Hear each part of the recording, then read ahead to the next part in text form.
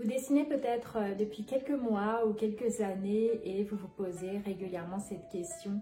Comment créer par moi-même, comment avoir mes propres idées, comment sortir des choses de moi pour obtenir mes propres créations. Donc dans cette vidéo, je vais partager avec vous 4 astuces qui vont vous aider à créer par vous-même, avoir vraiment des créations qui vous ressemblent. Hello, je m'appelle Gisèle, alias Gigiouk. Je suis artiste, coach artistique, enseignante certifiée de Zentangle depuis 2017. Et sur cette chaîne, je vous aide à créer dans la zénitude et le lâcher prise. Donc abonnez-vous si vous voulez faire le plein d'idées pour toutes vos créations. Donc la première chose que je voudrais partager avec vous, c'est quelque chose d'important à intégrer, c'est que c'est totalement ok de copier. C'est comme ça qu'on apprend quand on est petit, on regarde les adultes, on les regarde parler, c'est comme ça qu'on apprend à parler aussi. Et ça fonctionne comme ça pour tout, quand on apprend à dessiner pour la première fois, on va regarder quelqu'un dessiner, on va regarder certaines techniques. Donc c'est totalement ok de copier. Ce qui n'est pas ok, c'est d'aller suivre un atelier par exemple, de tout suivre de A à Z, de reprendre la même chose et ensuite de le montrer à d'autres personnes, de le montrer par exemple sur les réseaux ou autres en disant regardez, c'est moi qui l'ai créé. Là clairement c'est pas ok parce que c'est une autre personne qui l'a créé et là vous vous appropriez le travail d'une autre personne. Ce qui n'est pas ok non plus, c'est pareil de suivre un atelier, des choses que d'autres personnes ont créées et d'aller à son tour animer un atelier en disant aux gens regardez, j'ai ça à vous proposer et sans rien citer, en s'appropriant encore une fois le travail d'autres personnes. Mais tant que vous vous inspirez, que vous regardez et que en plus vous citez vos sources, c'est totalement ok de le faire. C'est aussi comme ça qu'on apprend et c'est très agréable de se faire guider aussi. Donc la deuxième chose que je voudrais partager avec vous, c'est qu'il n'y a pas besoin absolument d'avoir de nouvelles idées pour créer. Tout existe déjà autour de nous. Je prends un exemple avec la méthode Zentangle qui contient plein de motifs. On peut tout à fait à chaque fois aller prendre comme point de départ un motif par exemple et aller s'amuser avec. Il n'y a pas besoin de tout réinventer tout le temps. On a plein d'outils qui sont là, les couleurs, les choses autour de nous. Tous les grands artistes, ils ont toujours observé autour d'eux. Ils ont regardé la nature pour à leur tour l'interpréter à leur manière. Sur des toiles par exemple, il y avait toujours un point de départ, un support qui était là. Donc il n'y a pas besoin de tout réinventer. Vous pouvez simplement prendre des éléments, prendre un point de départ, vous inspirer de quelque chose pour commencer votre création. Troisième astuce que j'aimerais partager avec vous, c'est d'utiliser par exemple la méthode Zentangle pour commencer une création ou pour la finir. En tout cas, venir inclure des motifs Zentangle par exemple dans votre création.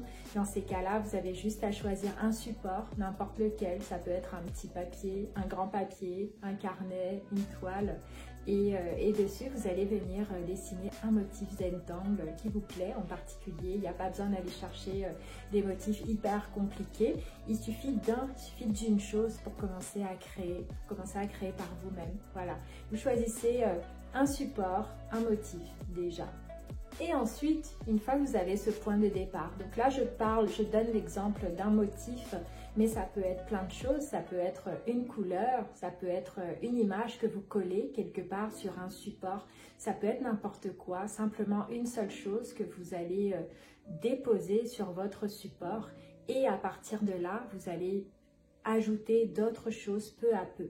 Donc c'est un processus qui nécessite de s'écouter, qui va demander de vous écouter simplement, d'arrêter d'aller chercher tout le temps à l'extérieur des idées, des assemblages, plein de choses compliquées. Vous pouvez simplement avancer pas à pas. C'est d'ailleurs de cette manière que je vous guide en général dans mes ateliers, où vous avancez pas à pas et peu à peu vous gagnez en liberté parce que vous allez ajouter de temps en temps un petit élément, une petite couleur en plus que vous aurez choisi vous-même, peut-être un petit collage, peut-être une forme en plus, peut-être un motif différent que vous allez choisir et comme ça peu à peu vous allez vraiment gagner en liberté. Je veux juste partager avec vous le fait que ça peut être facile. On peut simplement prendre un élément et pour ça il n'y a pas besoin d'aller tout le temps chercher des choses compliquées. il suffit de démarrer. Donc vraiment de se maintenir en action, c'est ça le plus important pour créer, plus que d'avoir des idées incroyables ou d'être inspiré. Donc la quatrième chose que je voudrais partager avec vous, qui est vraiment hyper importante, qui est la base de tout ça, c'est ne pas avoir peur de se tromper. Donc c'est totalement ok, vous pouvez vraiment vous libérer, vous lâcher totalement à ce niveau-là.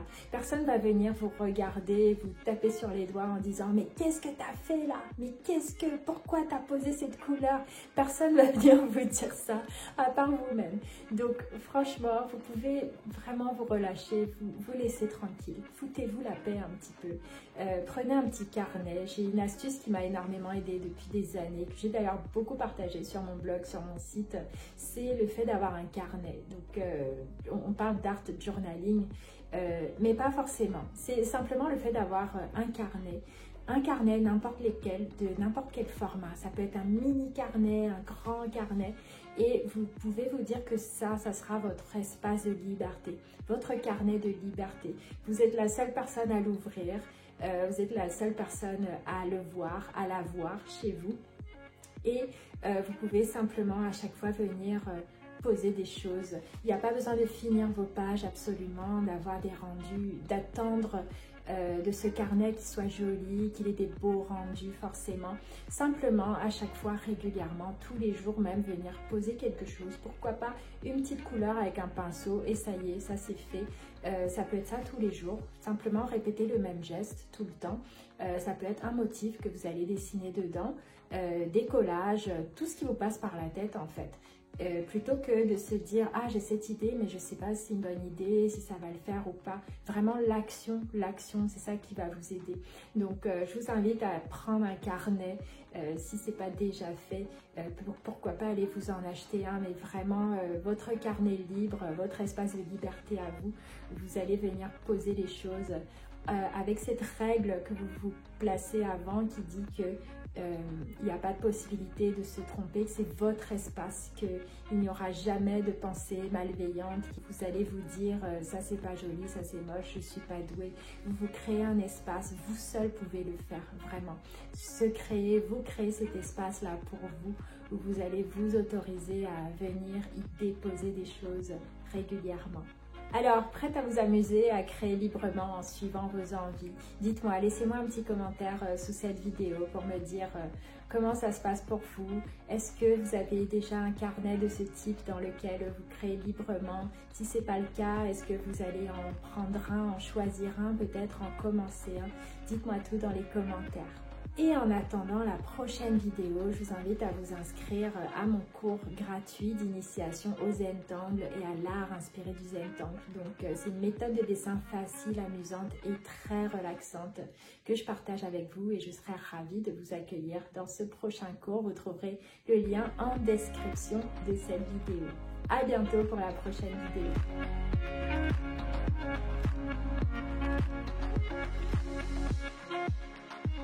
Thank you.